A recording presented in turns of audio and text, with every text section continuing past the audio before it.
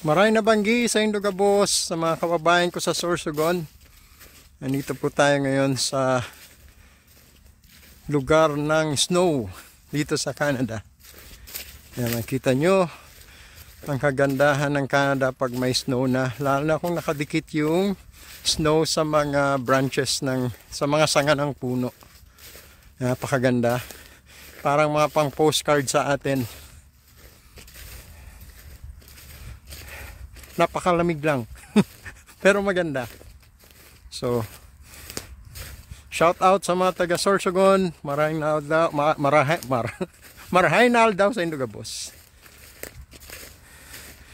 Yan.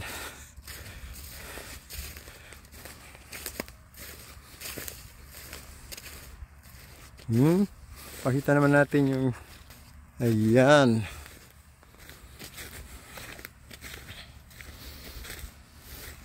Nakikita niyo yung snow. Parang mga Christmas tree na ginagawa natin sa Pilipinas, nilalagyan ng sabon. Pero dito, literal na snow.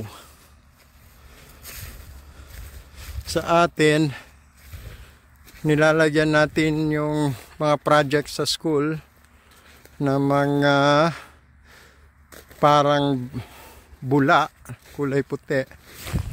Uy, hindi na ako madulas. Okay. Ayan.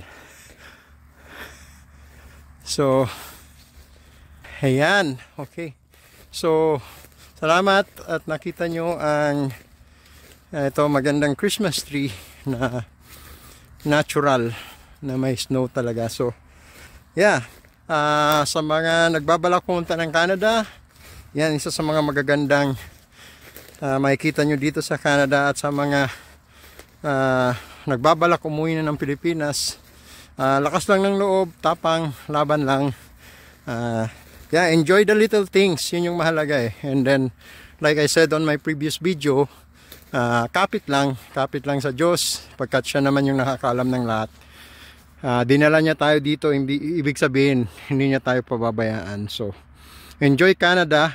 If you look at the beautiful things, magiging maganda din yung ating isipan at kakayanin natin anumang mga challenges. So, just trust in God with all our hearts. Seek ye first the kingdom of God, and all these things shall be added unto you. Sabi niya nga. So, thank you mga kababayan.